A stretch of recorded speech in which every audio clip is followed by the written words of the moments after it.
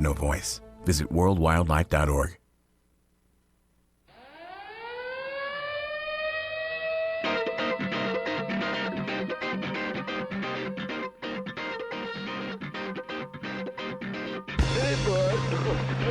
Now it's time for Toker Talk Radio, the voice of the marijuana nation. What are you people? On dope?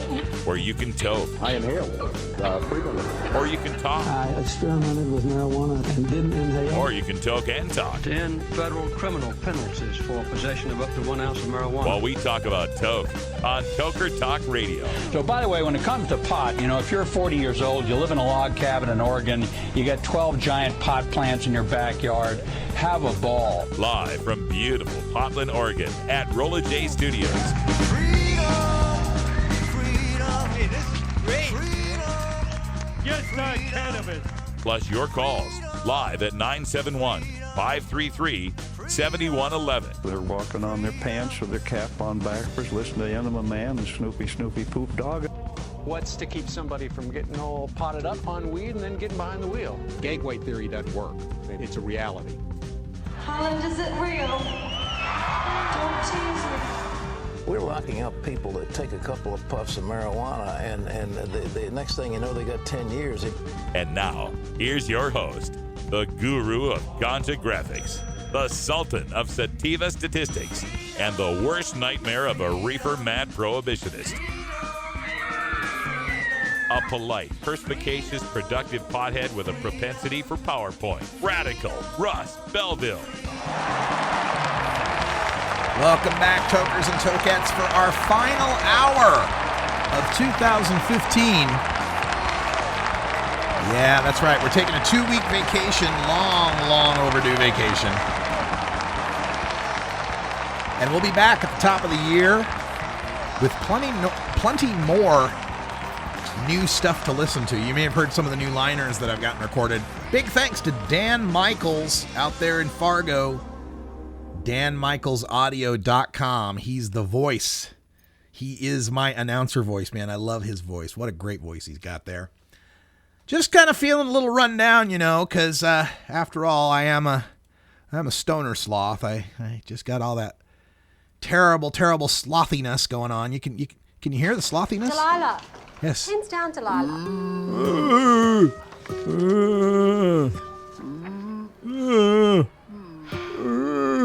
Stoner sloth.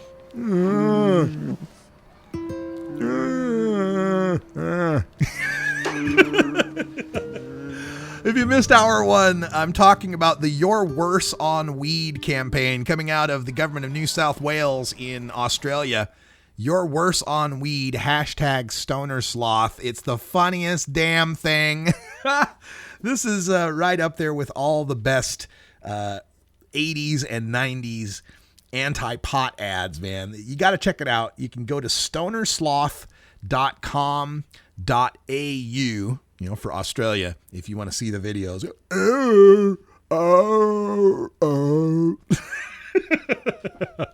Poor Stoner Sloth.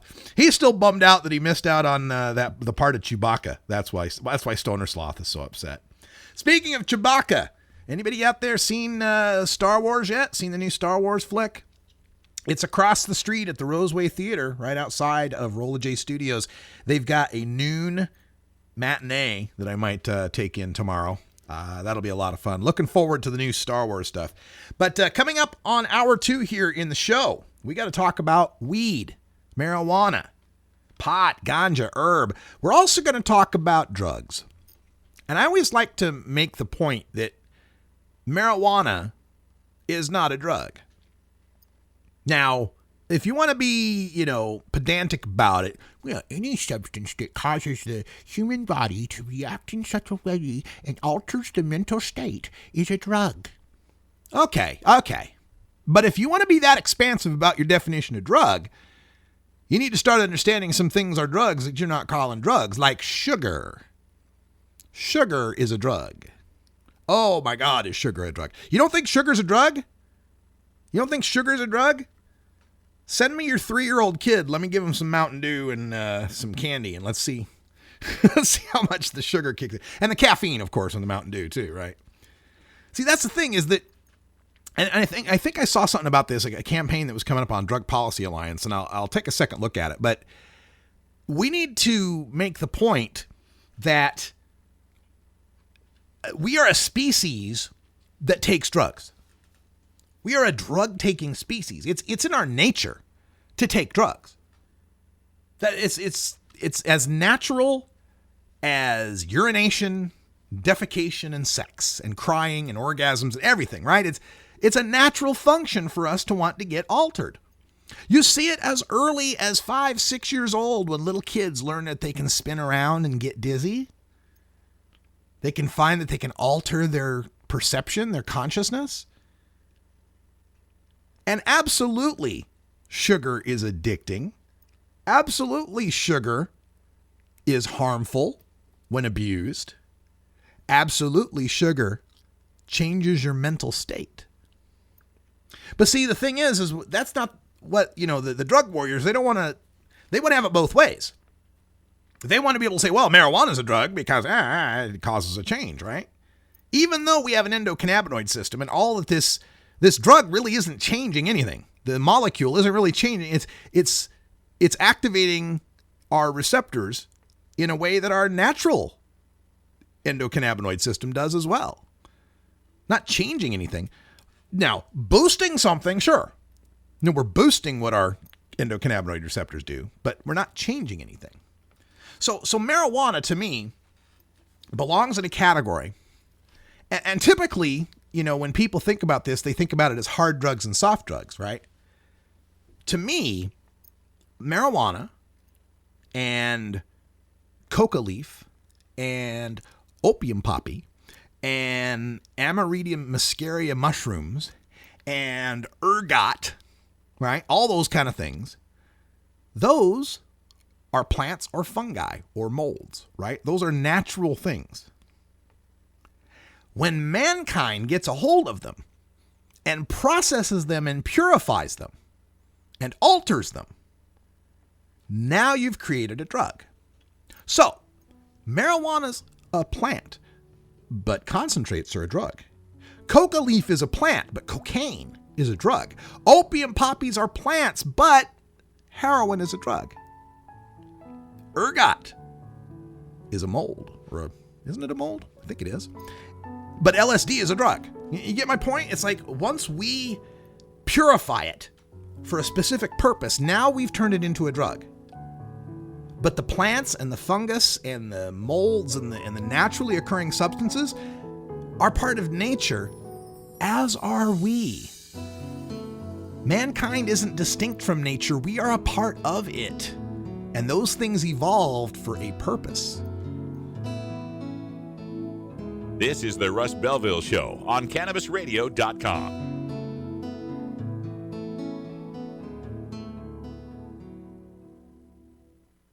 The son of a Polish immigrant who grew up in a Brooklyn tenement, he went to public schools, then college, where the work of his life began, fighting injustice and inequality, speaking truth to power. He moved to Vermont, won election and praise as one of America's best mayors. In Congress, he stood up for working families and for principle, opposing the Iraq War, supporting veterans. Now he's taking on Wall Street and a corrupt political system, funded by over 1 million contributions, tackling climate change to create clean energy jobs, fighting for living wages, equal pay, and tuition-free public colleges. People are sick and tired of establishment politics, and they want real change. Bernie Sanders, husband, father, grandfather, an honest leader, building a movement with you to give us a future to believe in. I'm Bernie Sanders, and I approve this message. Warning. Hits taken on this show are larger than they appear. Do not try this at home. These people are professionals, or at least they pay me to say that. A public service message from CannabisRadio.com and the Russ Belville Show. Great websites today need expert web design and development and need to be e-commerce ready and mobile friendly. But building a marketable and profitable website can be an uphill climb. Ready to make your new website or replace your existing website? Think Orange as the new way to get in the black. Orange Hill Development works with Fortune 500 companies and offer the same top quality development service at a fraction of what other providers charge. Brands like Absolute, Carlsberg, and Nestea trust Orange Hill Development. Find out why you should trust your website with Orange Hill. Contact Orange Hill for a consultation today at orangehilldevelopment.com.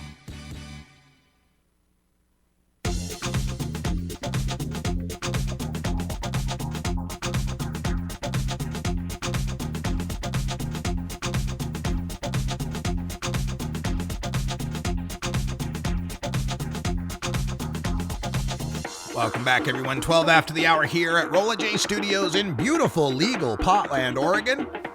Winding down here, 2015. Stay tuned later. Top of the hour, Stoner Jesus will be joining you. You shall be blessed.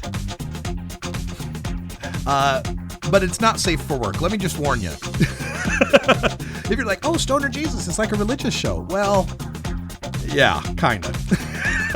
It's hilarious. Check it out, Stoner Jesus, at stonerjesus.net and here on cannabisradio.com.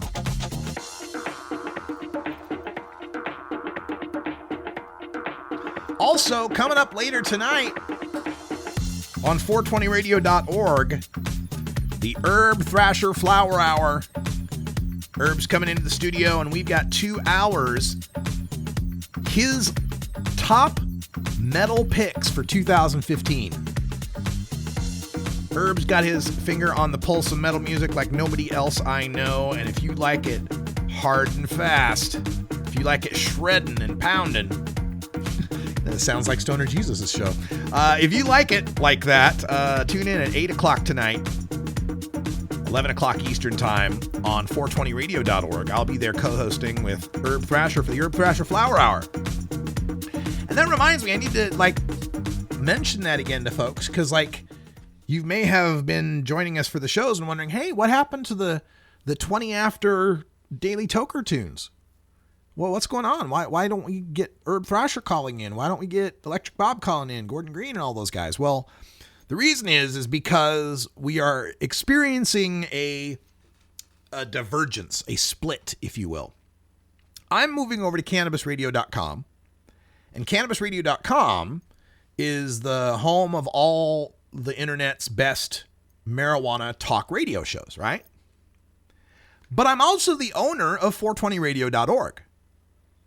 And I don't want to own and run a radio network, a talk radio network, to compete with the talk radio network that I'm now on. That doesn't make a whole lot of sense, right? But I also love 420radio.org because, number one, it's automated. It costs me nothing. Well, I mean, there's some expenses. I've got bandwidth and all that stuff, right? But, I mean, effort-wise, it costs me nothing to run the thing. It's all automated script. It's all automated software. And then the people who make the shows, they just do them as podcasts, and those are automatically played, right? So why get rid of it? I mean, it's not costing me much to keep it running. So what we're doing, and I'm working with Herb Thrasher on this, and basically transitioning 420radio.org into an all-music station. And we've already got an app for it. If you go out to the iTunes store or the Android store or Windows Phone or even BlackBerry, for God's sake, we've got an app out there. It's the Nobex Radio app that we just built for 420radio.org. So starting in January, it's going to be a 24-hour music stream, right? So if you're, trimming or working or driving, and you forgot your apostrophes, you can just turn on 420radio.org and get a steady stream of weed-related music and shows. So we'll still have the Herb Thrasher Flower Hour. We'll still have Big Daddy Fink's Funky Roller Rink, Gordon Green's Music Planet, Electric Bob's Boogaloo, the new Viper Hour. We might bring Bacon Dan on for a new classic rock show. We might bring on Chuck Diesel for a new rap or hip-hop show. the possibilities are endless.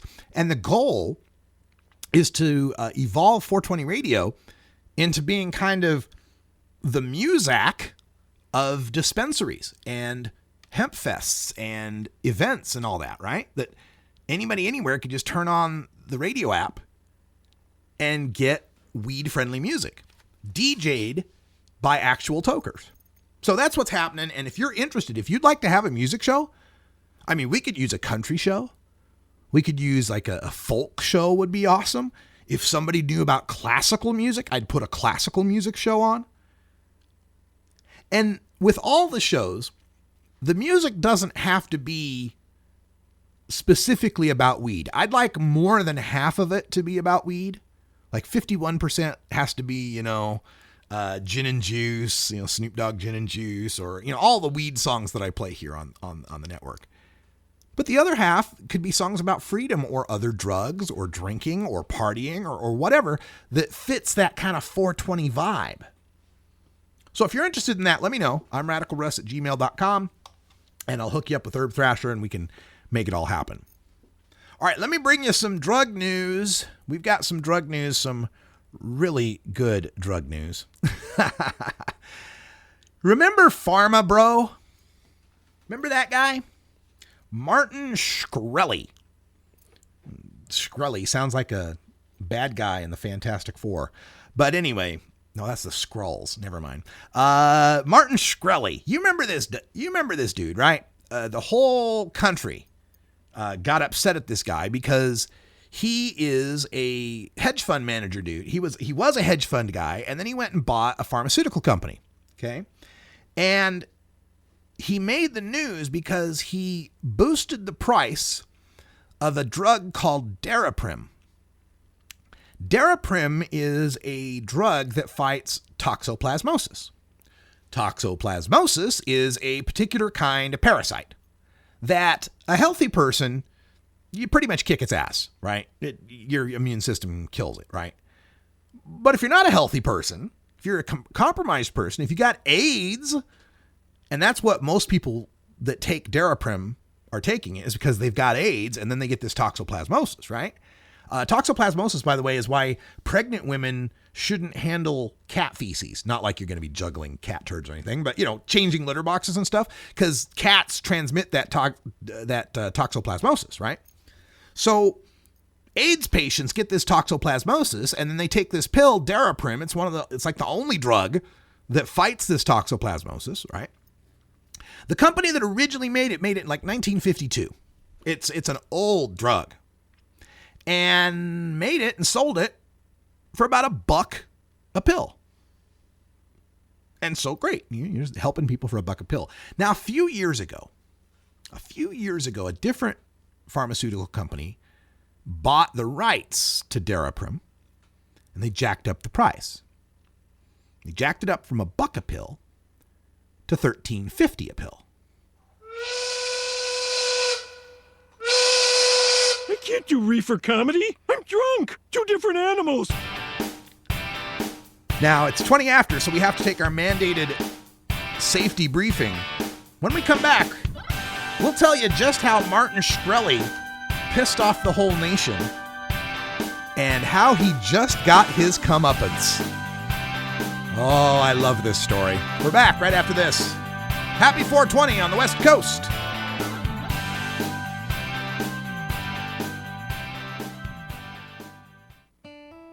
Imagine life without taxes.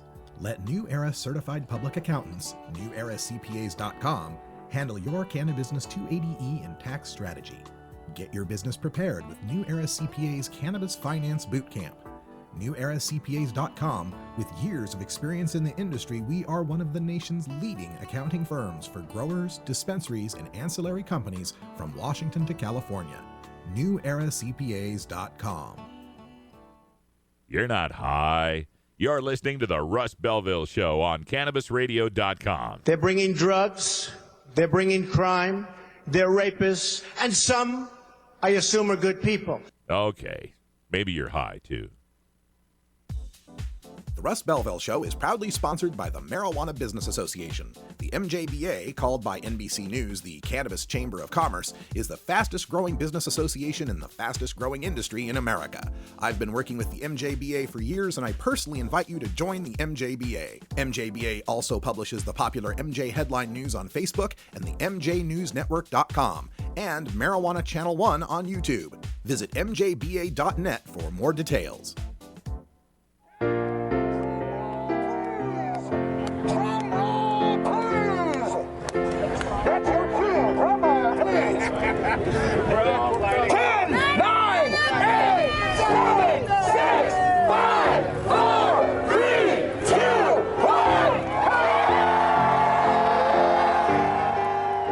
At midnight, July 1st, 2015, adult marijuana prohibition came to an end in Oregon. Immediately, over 400,000 adults who consume cannabis responsibly were no longer criminals. This is what freedom sounds like. Brought to you by Portland Normal.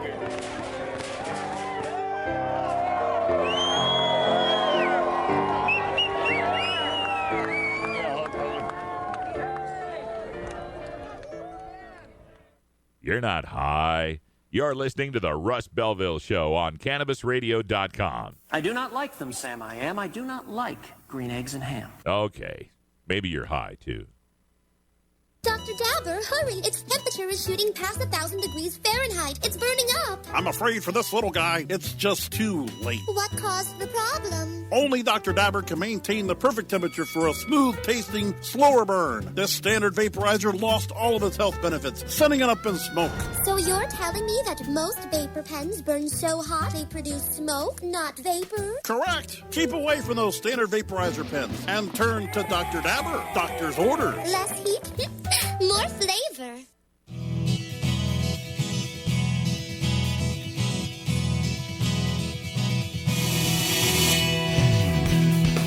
All right, welcome back, everyone. 24 after the hour. Hope you had a good 420 break. Before we went on break, we were talking about Martin Shkreli. Martin Shkreli. Now, this drug Daraprim for AIDS patients who are suffering from toxoplasmosis, originally sold for $1 a pill. Another company bought it, jacked the price up to $13.50 a pill. But that's not when you heard the outrage. I mean, right off the bat, right there, you got to think, well, wait a minute, going from $1 to $13.50, what the hell? But no, that wasn't it. Martin Shkreli this year, this was back in September, bought the rights from that other company for this drug, Daraprim, and jacked the price up from $13.50 to $750 a pill. What? Yeah, $750 a pill. Just unconscionable, right? And then when he was called on it, he made some excuses about, well, we need the money for research and we want to have better drugs for these people and it wouldn't really affect them because it would be the insurance companies paying it and the hospitals and blah, blah, blah. Just bullshit. This guy, 32-year-old guy, already richer in hell, right? More money than I'm ever going to see in my life. Swimming in dough. This is the guy, by the way. Shkreli was the guy who bought the new Wu-Tang album for $2 million. Did you hear that story? Yeah, the Wu-Tang Clan rap group, right? With 70, 80 members. I don't know. They got a lot of guys. It's not 70 or 80. But anyway, Wu-Tang Clan, which, by the way, ain't nothing to fuck with. The Wu-Tang Clan recorded this album, and literally, this album, they recorded an album of which there is just one. There's one album. That's it. No other pressings, no other recordings, no MP3s, no downloads, one copy. And, this is a big stunt. Like, we're going to make this one album, and it's just this legendary stuff, and who's going to buy it? And so somebody bought it for $2 million, and for a few weeks, it was like, who bought the album? Nobody knows who bought It was Shkreli. Martin Shkreli. So here's a guy who could drop two large. What, too large is 2,000, right? What do you call million? No? I don't know. Guy can drop $2 million on an album. This guy doesn't need to raise the price of an AIDS drug to $750 a pill. He's got enough money. This is one of the things about America that kind of just, it irks me, right? I love our capitalist system. I love that people can work hard and get ahead, generally speaking, with a whole lot of caveats, and especially if you're not white or male, but I know. But, you know, it's kind of like, what was it? Churchill who said democracy was the worst option for government except for all the others. Well, capitalism's the worst option for economies except for all the others, right? The same idea applies. I love that. I love that we have this system where we can work hard and succeed and get ahead and own our own businesses and engage in commerce and all that. I love it. I love it. Love it. But there's got to be a point where you just got too much money. You're just a greedy bastard, and your greed is becoming a problem for the rest of us. You know that thing when they talk about civil rights, they say, well, your right to swing your fist ends where my nose begins, right? This idea that, yeah, you have rights until your rights start to infringe on others. Well, why does that not apply economically? There's a point at which your greed starts to affect others in a very, very bad fashion. Now, it used to be there was this government, you see, that would tax the rich, kind of redistribute some of that wealth. Hell, back in the Eisenhower administration, back in the 50s, the top marginal tax rate on rich folks was 91%. And we had this collective feeling in America like, you know what's a bad idea is if like there's only a few people with a whole shit ton of money. That's a bad idea. You know, yes, people should be able to get rich, but not to the point where they make it impossible for other people to get rich. And government kind of acted like this counterbalance. You know, it's like when I think of an economy and a society, I think of it like an organism, right? It wants to reproduce and thrive. It wants to consume so it can reproduce and thrive. It's an organism. But what happens when you let, say, the bunny rabbits reproduce without any natural predators to cull them down a bit, right? Well, I'll tell you what happens in Eastern Oregon or Eastern Idaho. Back when I was a kid, we used to have bunny bashing. I know this sounds awful, but really, they would gather together dozens and dozens and dozens of people of all ages with baseball bats and clubs to run through the fields and kill bunnies. Smack them in the head and kill them. Kill as many as you can. Because they're just an infestation. There was just thousands and millions of rabbits, and what are you going to do? Can't poison them because other critters would eat the poison. So, yeah, look it up. Google it, man. This was a thing in Idaho. Bunny bashing. This is not a snipe hunt. This is for real. So I think of that when it comes to an economy, when it comes to a society, right? If the bunnies have no wolves, eventually the bunnies eat everything up and they fuck a lot and they create more bunnies and they eat a lot and they fuck a lot. And before you know it, you're overrun with bunnies. And eventually the bunnies eat themselves out of existence because there's nothing left to eat, right? Bad for everybody. Well, I think of that bunny bashing and I think of that phenomenon when I think of capitalism and corporations, right? It's great to have corporations, just like bunnies are nice and fluffy and wonderful. But there's a point where if there's not a natural predator out there that prevents these things from growing and growing and growing in scope and size, then it becomes harmful to the environment and everything else around. That's the way I always thought of the balance in our politics. And that's also where left and right come in, Democrat and Republican come in for me, is that the Democrats were the ones that were on the government side and, you know, curbing the excesses of business, and the Republicans were the ones that were on the business side curbing the excesses of government, right? Don't let government get too regulatory or too spying on us. And then that's the Republicans' job. And the Democrats' job is don't let business get too big and too rich and start running our country. But somewhere around 1980, the Republican side kind of won and installed these themes in our minds of Government's evil. The worst 9 words in the English language. I'm from the government. I'm here to help you. Tell that to someone sitting on a roof in the Hurricane Katrina, right? They would have loved to have seen their government come to help them, Ronnie. But this idea came that government was evil. It was bad. It was the enemy. And business in and of itself per se was good. Anything about business was good. It was all good. And then that won elections long enough that when Bill Clinton came around, the guy who was on the Democrat side, the side that curbs those excesses of business, he was more interested in winning elections and kind of triangulated to the middle. And we got that new Democratic DNC kind of thing where now both of the parties are on that corporate side. And nobody's standing for the government to be the brakes on this economy or this system. They're both over there on that side, and we're out of balance. Anyway, I went on that long tangent. Sorry about that. Went on that long tangent because we're talking about this Martin Shkreli guy. Some good weed today, folks. But by the way, the weed today is Northern Wreck. It's a Northern Lights train wreck hybrid tested out at 27% THC. So that's your tangent today, brought to you by Northern Wreck. Courtesy of, where did I buy this one? I bought this one at Nectar on Sandy.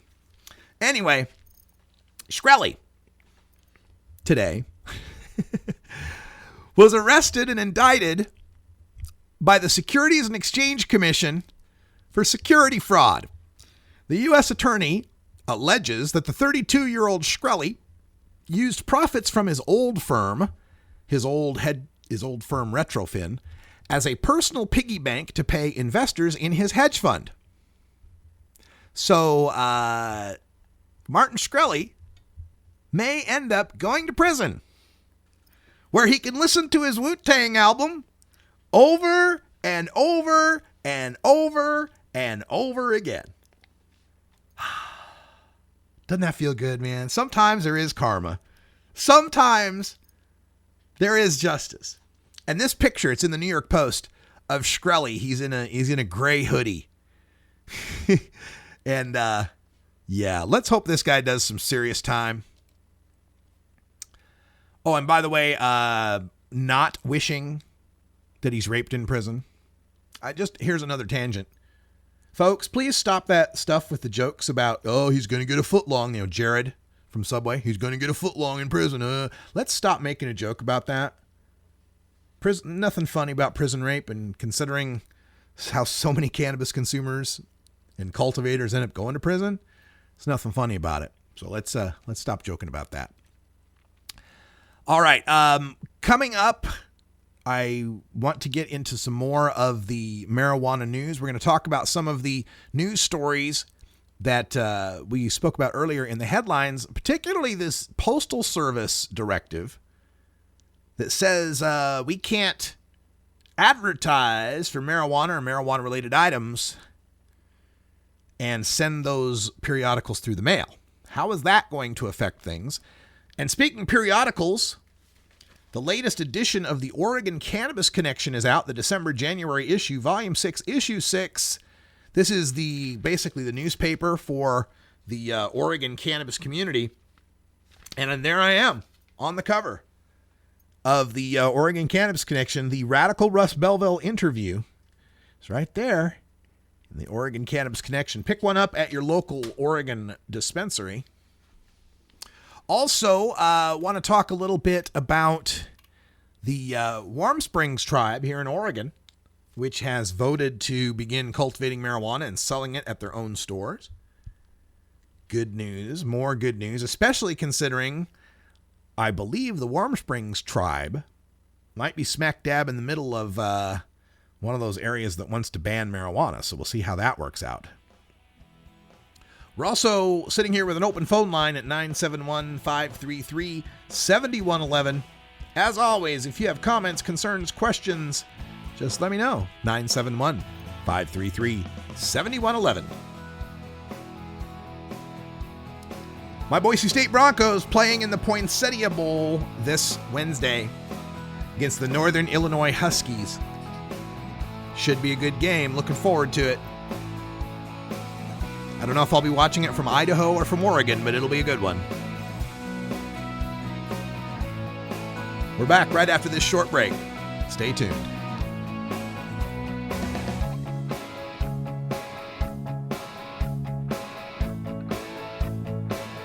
This is the Russ Belville Show on CannabisRadio.com.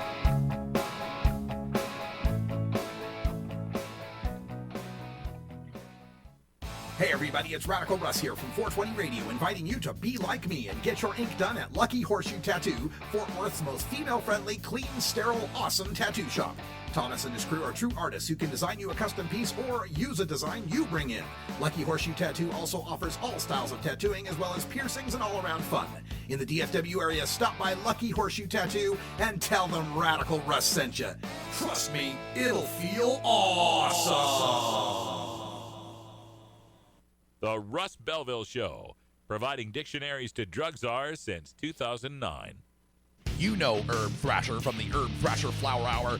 Now get ready for Herb Age Designs for the proud cannabis consumer. Herb Age Designs, lifestyle gear for the 420 friendly. Herb Age Designs, we've got Frisbee golf discs and durable hemp gear.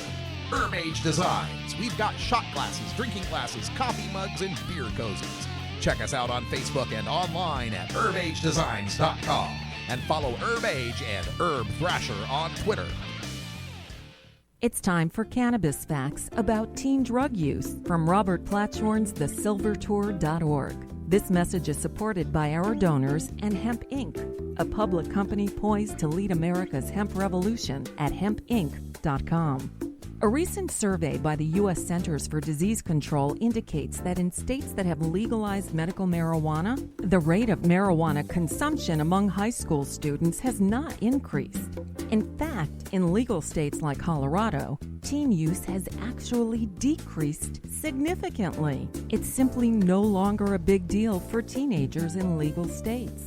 This was Cannabis Facts from thesilvertour.org, an educational nonprofit supported by our donors and Hemp Inc., a public company poised to lead America's hemp revolution at hempinc.com.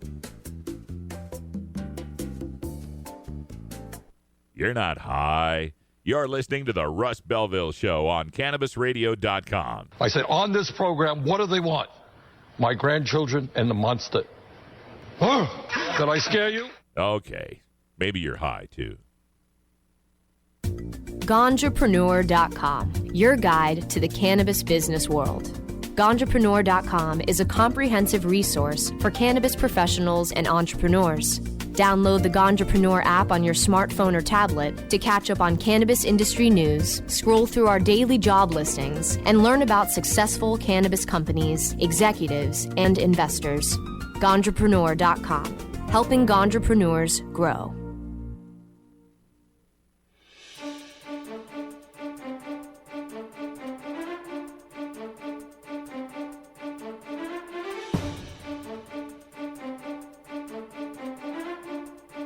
Welcome back, everyone. 40 after the hour. I'm Radical Russ here at Rolla J Studios in beautiful legal Potland, Oregon. Looking forward to Marijuana Election Night 2016. It'll be my 5th straight coverage of Marijuana Election Night, and there could be 5 different states lined up or more. In addition to California, Massachusetts, Maine, Arizona, and Nevada, we could also get Ohio again. That's right, Ian James, the guy who put together the much lambasted Ohio Issue 3, vows to come back in 2016 with what he termed the most free market marijuana legalization ever. We'll see what happens. But he's the guy got the money. And if you've got money, you can pay for signatures and you can get on the ballot. So we'll see how that turns out. Would love for that to happen. Also, we might get medical marijuana again in Florida, working to make the ballot. And that's John Morgan, another guy with some money who could make that happen. Then there's a shot at Vermont. Vermont has Vermont has a bill in its legislature to legalize marijuana. And then we've got Rhode Island is another state that might legalize through the legislature. And then Missouri might have an outside chance at a medical marijuana initiative. And Michigan still has a couple of groups putting together marijuana legalization. So who knows, man? We get Florida, Ohio, Missouri, Michigan. We could have another 4 states. We could have 9 states voting by 2016. Well, actually, and then the Vermont and Rhode Island, they would be legislative, so there'd be no vote. But my goodness, it's happening fast, isn't it, people? Remember 2010? Remember losing Prop 19 and just how down we felt? It was like 46%. We lost in California. Oh, shit, if we can't legalize California, what are we going to do? It's just amazing how far we've come. And to this point, some folks are going to just have to understand better how the politics of these things work. I was glad to talk to Mason Tvert today because he brought up a point that too few people understand, is that you have to get things passed. And in politics, sometimes you have to make these sacrifices or compromises to get things passed. I don't like that Nevada is going to have a no home grow halo. But having that means that some people will get to grow that didn't get to grow before. It does make it better at some level, doesn't it? And at this point, my baseline is Washington's I-502. Washington's I-502 was the most politically compromised legalization to date. And the argument behind that was that it was 2012. We had just lost legalization 2 years prior. The polls were showing bare support for legalization. 52, 53, not, really promising stuff when you're talking about something so new and something so controversial. And they do this polling, folks, and it doesn't get released. This is the other thing. And sometimes I wish it would get released. I understand why they don't release it. But it would help our side. It would help our activists understand a little better why these things happen. Because they can do real detailed polling. And say, if legalization had home grow in it, would that change your opinion of the measure? Yes or no? And then how many points would you lose from that? If this measure had no per se DUID, would that change your opinion of it? And then they'll see how many points they get from it. And they do the calculations. They go, well, shit. If we put home grow in there and don't do something about stone drivers, this thing that only has 50, 52, 51% in the polls could fail. And then it passed, right? It passed by 55%. And that's what a lot of people in the activism side said, well, see, you didn't have to give up home grow and per se and put a per se in there. See, it passed by 5%. Well, yeah, it passed by 5% with a per se DUID and no home grow in it. Would not having those things have cost it 5 points and made it lose? It's hard to tell. Well, they'll return, well, Colorado passed it by 55 and they had home grow and no per se DUID.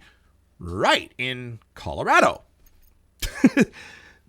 Apples and oranges, folks, when it comes to the politics in the state and everything that's going on there. Colorado had Mason Tvert down there since, 2004-ish? Pushing Denver low priority, Denver decrim, Denver legalization, Colorado legalization that failed, another initiative here. I don't remember how many he did down there. So the issue had been brought up time and time and time and time again in the legitimate political theater, so that when they got to the point of Amendment 64, passing it by 55%, they're ready to understand that you don't need a DUID. In fact, they had been battling that per se DUID that the legislature had been trying to put in. So they'd had that conversation too. And so, yeah, the people were ready to pass it by that. So you can't compare Colorado's 55 to Washington's 55. Washington's a different state. Washington is King County and then a whole bunch of everybody else. And so you have to do things differently there. But 502 to me now is the baseline. 502 is the baseline. If legalization is better than I-502, you got to vote for it. Because if 502 is your baseline, let's take a look at all the great things that have happened because of 502. The price of marijuana has collapsed in Washington state. I checked the prices on Weed Maps the other day.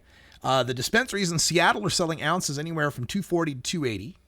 Or I should say the pot shops, right? From $240 to $280. But across the river here in Vancouver, Washington, at Main Street Marijuana, the best-selling weed store in the state, I can get a half ounce for $60.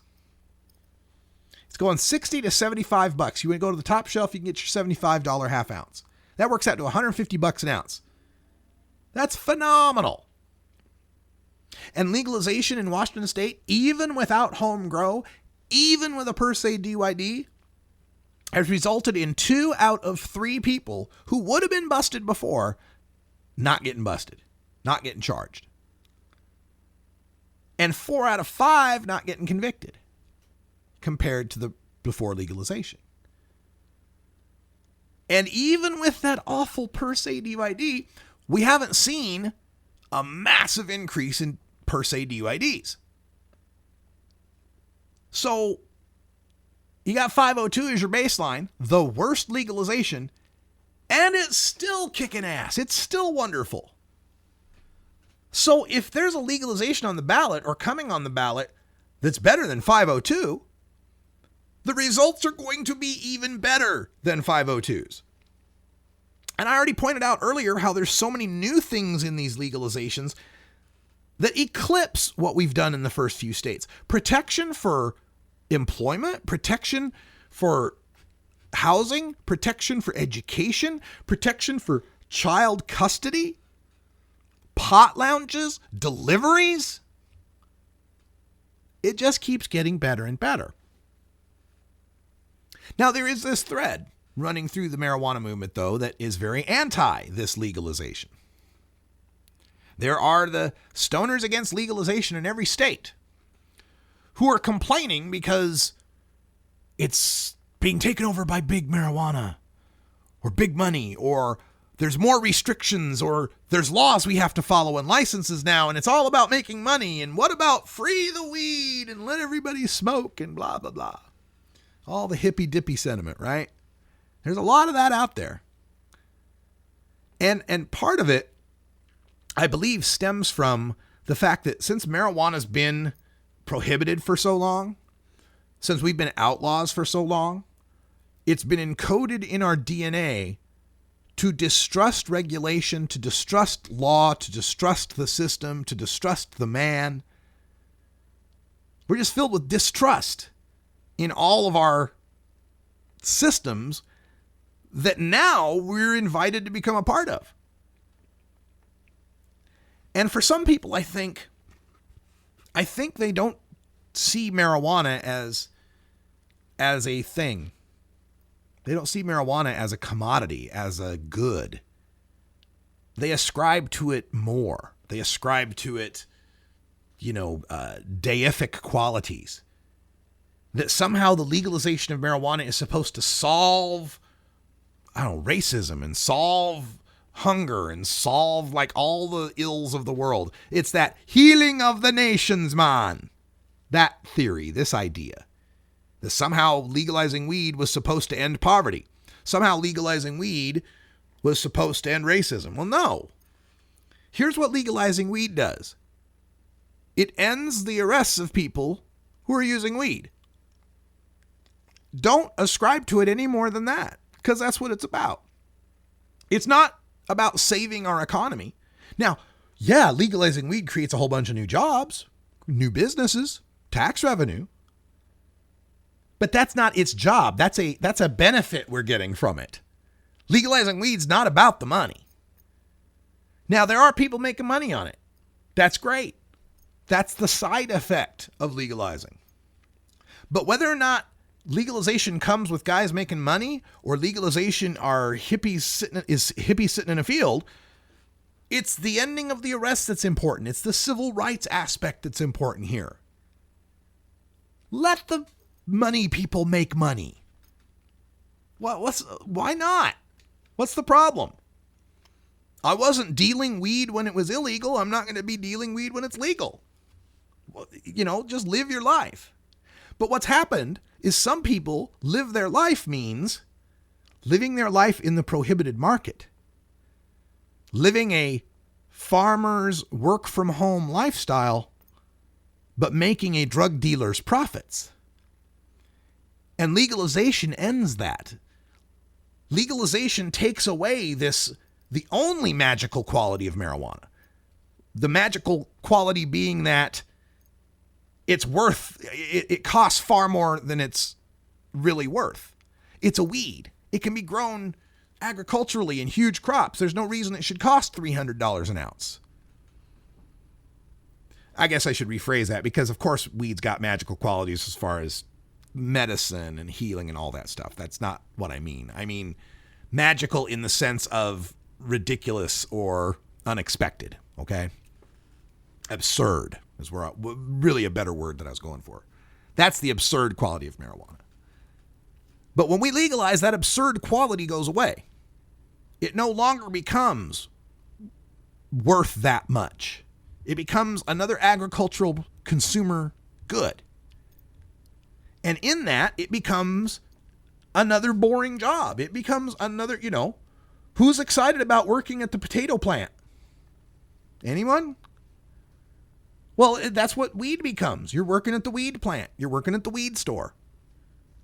It just becomes farming. It just becomes a retail store. Now, yeah, it's a retail store you can enjoy. It's a farming life you can love because of all the good that weed does for people and how much you enjoy it yourself and all of that. Just as I imagine an alfalfa farmer in Nebraska might have that feeling about alfalfa. All right, folks, in our government at work today, we're that's not supposed to happen. By U.S. Representative Jared I'm interrupting myself. That's so weird when that happens. But that's reminding me that we got to get off the air because Stoner Jesus is coming up. So let's just wind things up here. So we give him 5 minutes to get on the air. Thanks for sticking with me here on the last day of our 2015 presentation. We'll be back in January, first Monday of January, whatever day that is. Guess that's, we'll be back January 4th. It's the first Monday in January. So we'll see you January 4th. For everyone at CannabisRadio.com, I'm Radical Russ. Thanks for joining us. We love each and every one of you. Some of you more than others, but all of you just a little bit. You can always contact me, RadicalRuss@gmail.com, and every other social media that's out there. Big thanks to Dan Michaels for the new audio. Shout out to my brother, Matty Kachu, who's missing a third of his colon now. That's the damnedest thing. Happy holidays, everyone. Until next time, take care of each other, tokers. This is the Russ Belville Show.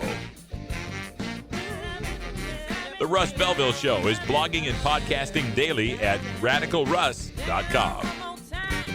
You take a seed, you plant it, you grow it, you dry it, you roll it, you smoke it. You take a seed, you plant it, you grow it, you dry it, you roll it, you smoke it. You take a seed, you plant it, you grow it, you dry it, you roll it, you smoke it, and it goes down smooth.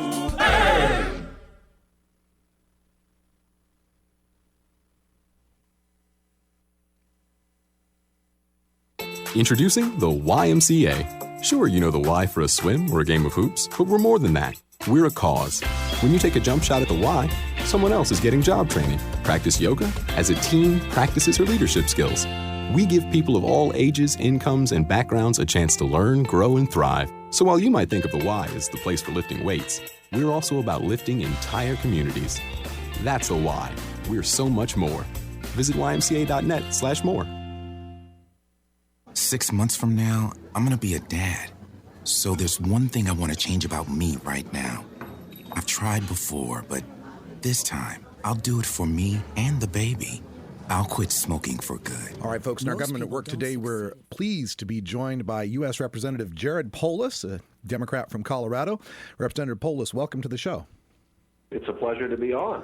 You were elected in 2008 and you just won re-election in 2010, but you haven't been shy about calling for a need for marijuana law reform.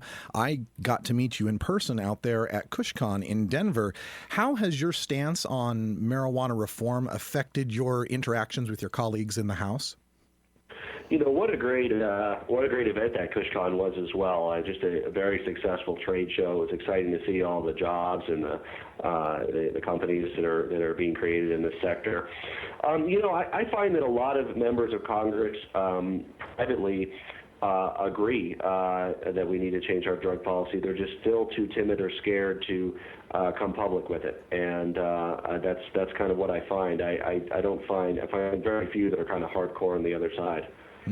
Okay. And looking forward to work in the United States Congress as far as marijuana law reform goes is kind of troubling sometimes at best for us in the reform community because we know how slow the gears grind there up on Capitol Hill. Representative Barney Frank and Representative Ron Paul have been longtime stalwarts for reform in various arenas, from industrial hemp to medical marijuana. Have you been working with those representatives, and do you have any plans to introduce federal legislation? Yes, we really have a growing group of representatives that support decriminalization at the federal level and changing the schedule of marijuana substance. So, you know, it's not a majority yet, but it's growing rather than shrinking. One of the things that I'm working on the political front is fearlesscampaign.org. And if you go to fearlesscampaign.org, you can sign up. We're basically creating a grassroots movement towards changing our federal drug laws in one of the areas. It's fearlesscampaign.org/marijuana. Excellent, excellent. Now, you, of course, representing the state of Colorado, we talked about the KushCon event that happened there in Denver.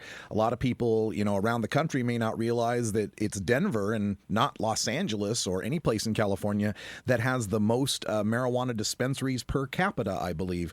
So, coming from an area that has so embraced the medical marijuana, what are you telling your fellow legislators on Capitol Hill as far as what they can expect from medical marijuana in their state? Well, they can expect jobs, they can expect reduced crime, they can expect increased tax revenues, so they can expect to reduce suffering of patients.